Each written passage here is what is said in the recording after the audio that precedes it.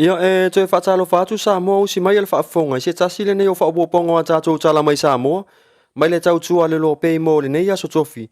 Se fulu le tōru o ke topa lua afe lua se fulu le lua. Ia tātou tala tō mua. O le tala noa ina o le tūlanga tau tamau a inga whaasoa ma o loa fausia. Whaolaula ina o le sootanga i le vao Samoa e lua. E ala i le whaamarosia o pesinisi, whaaloto i fale. Veutana inga o fua o whaeleleanga ma whainga whaiva. Whaatau ina o le soifua malolo ina, ma le pūlea le lei, o vao motu e lua, mai wha mai pipisi. O le tūlanga tau o loa wa onga, a wala whemalanga inga, mo le saunga le mua ma le malu pui puia, o whiutanga inga o le tūlanga o fisa whemalanga inga, i le whaatino ina o pe mita, ma le whaonga ina o le tātou tā lofa pest. O le whaonga ina o mata upu tau tūla fono, ma soli ngā tūla fono, whaatola noa ina o le pui puinga o a inga, mai tūlanga o fuala au whaasa ina ma o loa whaanana. Ma le whaamautu ina o au wala o fisota inga, ma le ngā lulue whaatasi, i le whaititia o mawhitianga, mai suinga o le tau, o nisi ia o mata upu, lea ua whaamoe moe e tala noa ina, i le aso, i le urua i aso, o le whonotanga a Samoa e lua, ua whaingoa ina o le atoa o Samoa. O lo usuina mua mua, i le vao Samoa e lua, e pei o na tari malo ai le motu i sae, ia Amerika Samoa, peitai, o loo iai fo inisi o mata upu fou. E te tau ona tala noa ina, pe ona sau noa iai le awhionga i le kovana o Amerika Samoa, le awhionga ia le manu, si a lenga pa le poi, pe le ti maunga. O le tai au nei, na te tala ina ai, le fono tanga, i sau ninga wha abitoa, sa wha atino ina, ai le tūla i wha alo alo, mai malu o le malo.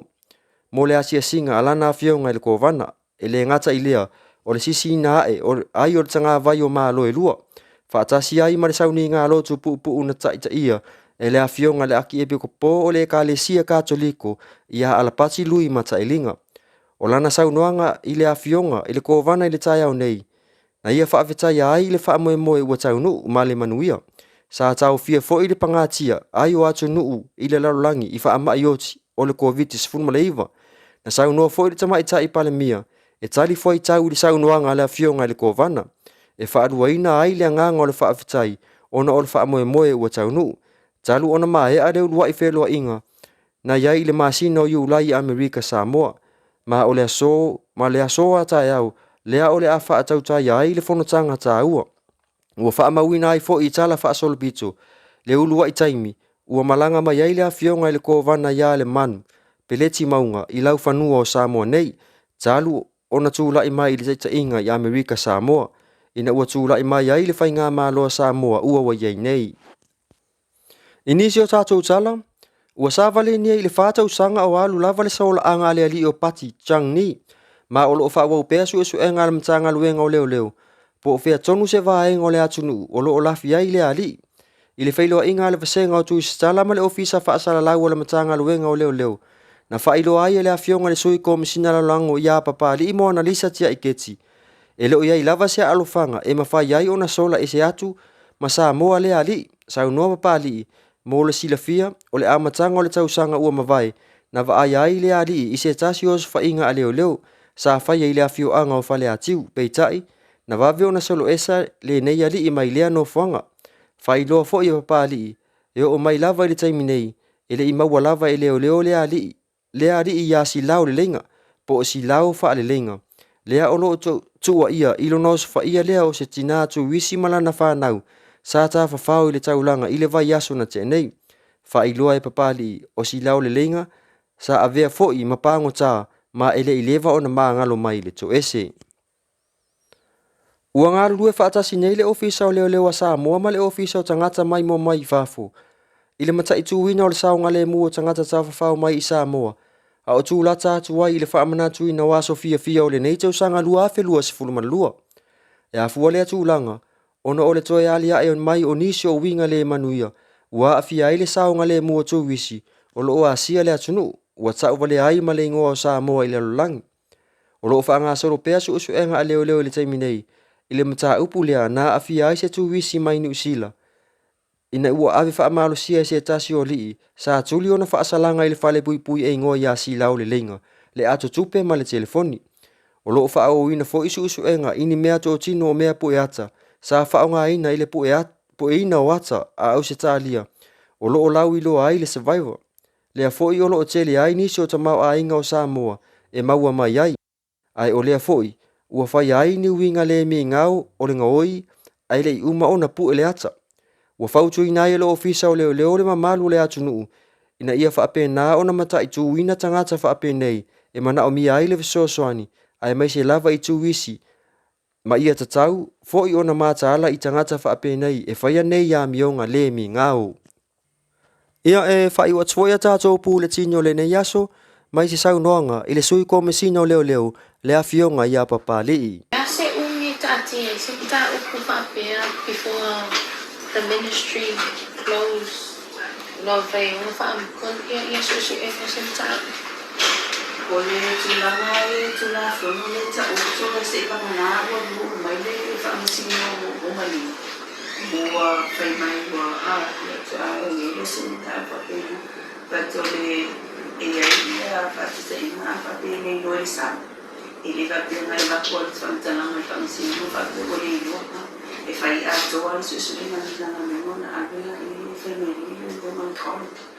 Ia tulanga na le ia tatou tau ele whaimutanga lua ma busa o antanga lua pe ua ia o nei e fo ile pensi a fia e te tau na issue se death certificate na lua pe ia o nei lana e sa umoi lana pe marisi a moi e kule muri Kari taru ai ono ele o iai tatou na whanua e o le i wale whangai mana luenga na leo I matatu na te whare la se tala talu to tala tatou poras ia le ni nai pieces fo ia na mau mai le tatou custom I tute ni fora fa sai na lai talu le te ni tala na tala pola se le se le taku fa pe ona fa o mai tatou tala ia ai o le fo to e amata ona to refocus ia tala bona o manano ia ona priorities a dai ele vai estar for COVID e olha tão falando também a tão falando se tu não for no COVID e ali o ano então tu é prioritize muito lá na focus e ele na Tala ele já não olha e aí tá tudo for então no tit e ele tu lá no tit e ele falando se ele a le monitor na foi para por esse ano na como empate e ele se foi falando ele já faz som e ngana se so tau awalita na vina ni vaina ti. le sa ta uri tūlanga o susoni tatou pathologist o le one friend susoni mai mo tu molita mo maro fiti la sunanga mai tatou ta fale maliu fo I mo tua inisio tino mavi liu le gonta fia ona sa pa mo ni tatou ma fa fo mai fa to na sta mai la ta mai le vai ia na la fa tai ele pa ona tu e fo e kule pathologist so te nila to e tasik mali la mali pa ko pathologist ai te to la medicine fa fita le ile no na tu ia ole tu langa fo ile a mai mal pathologist e senia to mo fi ole kilo le to ti le ta bona e bi porta ole e bi mans na ta sama na no fi e ta no fi ta no le fit e la ko forensic pathologist e non tengo nada de saúde de para ele não está tomando banho e se fez ele gosta de tomar outro não ele não fuma e ona titi lo foi ele tá ele não tem auto ai a ona fata auto mai a sua fatino ai a então não família e na minha foi ele tu está de fuma e foi muito mal eu tenho uma lá e a mãe fuma olhe o ano lá vai lá tu peta tomar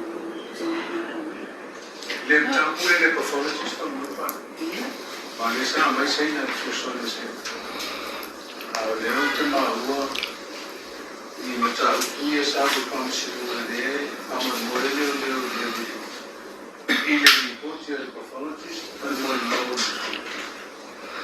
fai tu la conosci non so cosa lo ci stiamo e non c'è un Samoa di una termina e qua fai ci il mezzo ma fai na le mai e fa ma io le finale o mai io fa lo ufalotist fitia wai mawhaina ki meulisi.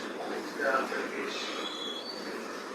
O le tūlanga I kako ufalotist I ngā mai se.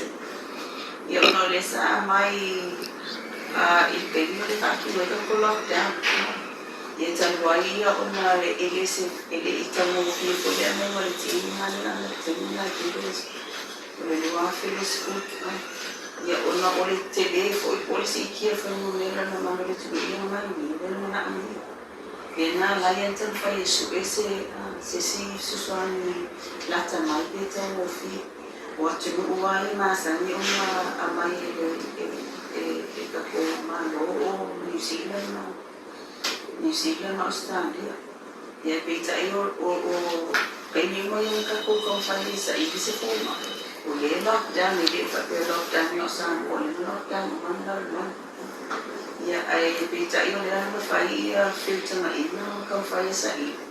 Ia whanau tui mo I loe whiki ia tūlanga o laia I le team of forensic pathologists o ngā Wainston o le tanga le mo le whiti.